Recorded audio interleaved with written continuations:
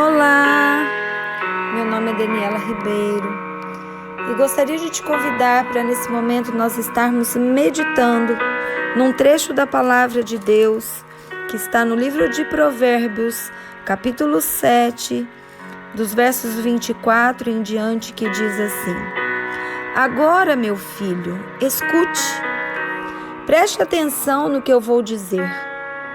Não deixe que uma mulher como essa ganhe o seu coração. Não ande atrás dela, pois ela tem sido a desgraça de muitos homens e tem causado a morte de tantos que nem dá para contar. Se você for à casa dessa mulher, estará caminhando para o mundo dos mortos, pelo caminho mais curto. Queridos, Deus não cansa de nos alertar para termos cuidado com a prática da infidelidade, com a quebra da aliança. Porque, como nós já falamos no áudio anterior, o inimigo ele existe e ele tem um projeto: matar, roubar e destruir tudo aquilo que é plano e promessa de Deus para as nossas vidas. E o casamento e a família é um maior projeto de Deus na terra. E tudo que o inimigo quer é tocar e destruir esse projeto. Então nós precisamos estar atentos, e Provérbios tem nos dado direções, tem nos dado conselhos para não cair nas armadilhas que o inimigo muitas vezes tenta colocar na nossa frente. Nós precisamos nos proteger das armadilhas da infidelidade, do adultério. E existem algumas precauções que tanto os homens quanto nós mulheres precisamos tomar. E uma delas é desconsiderar qualquer tipo de relacionamento profundo com uma pessoa do sexo oposto que não seja o seu esposo, a sua esposa. Precisamos evitar conversas inadequadas com a pessoa do sexo oposto, quer pessoalmente, quer por telefone, quer por WhatsApp, virtualmente, enfim. Precisamos ficar longe desse tipo de situação, porque o inimigo, ele usa situações e circunstâncias para nos derrubar, para nos matar, para nos destruir. Então, nós precisamos estar atentos a essas orientações e evitar que um mal maior aconteça. Porque quando a infidelidade ela ocorre, quando o adultério acontece, existem consequências terríveis que teremos que enfrentar. E muitas vezes, nem todo mundo tem habilidade para lidar com esse tipo de consequência. Eu quero falar com vocês sobre algumas, porque as consequências são tantas que eu teria que fazer um áudio muito grande aqui, mas eu queria enumerar algumas consequências terríveis que a infidelidade traz para nós. A primeira coisa, a infidelidade, ela entristece o coração de Deus. Deus não fez a união de um homem e de uma mulher para ser destruída. Não. A aliança que um homem e uma mulher fazem diante de Deus é para a vida toda. Tanto que, quando existe o casamento, a celebração do ato do casamento, nós fazemos votos aos nossos maridos, às nossas esposas, diante de Deus, do sacerdote, dos padrinhos, da família, das testemunhas, e também diante do inferno, de Satanás e seus demônios. E declaramos que seremos fiel um ao outro, independente da situação e da circunstância, até que a morte os separe. Então, a quebra da aliança, a infidelidade entristece o coração de Deus. Além disso, desonra o nome do Senhor e compromete o relacionamento que nós temos com Deus. Todo pecado tem por salário a morte. E essa morte é o afastamento daquele que traz vida à nossa vida, aquele que é a fonte de vida, aquele que é a resposta para os nossos questionamentos. Sabe, não vale a pena a quebra da aliança, a infidelidade, mas o inimigo ele sempre vai nos tentar, porque ele sabe quais são as consequências para quem comete tal ato. A infidelidade também causa uma ferida ou feridas dolorosas na alma. Ela machuca a ambos. A infidelidade, ela machuca não só aqueles que participaram do ato, mas machuca os cônjuges daqueles que praticaram o pecado. Machuca as famílias, machuca os filhos. Sabe, o inimigo, ele não vem dar uma tacada para ferir uma pessoa só. Ele fere o maior número de pessoas. Sabe, a infidelidade, a quebra da aliança, abala relacionamentos, abala estruturas emocionais, sentimentais, abala a alma, fere, destrói, machuca.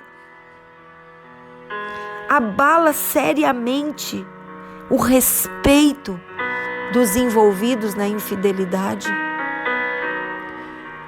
As pessoas que praticam tal ato, elas ficam marcadas, manchadas.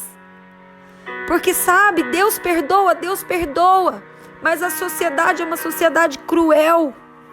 E que muitas vezes as oportunidades que você poderia ter, você deixará de ter. Então, a infidelidade, ela não compensa.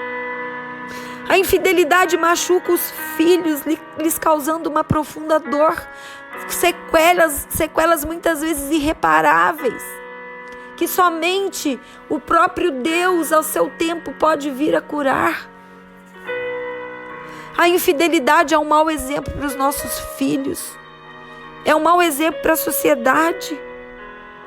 Ela descaracteriza o teor principal da aliança. Queridos, por isso que o Senhor nos alerta a evitarmos, a nos protegermos, a não andarmos numa linha de risco. A infidelidade, ela provoca um terrível sentimento de culpa.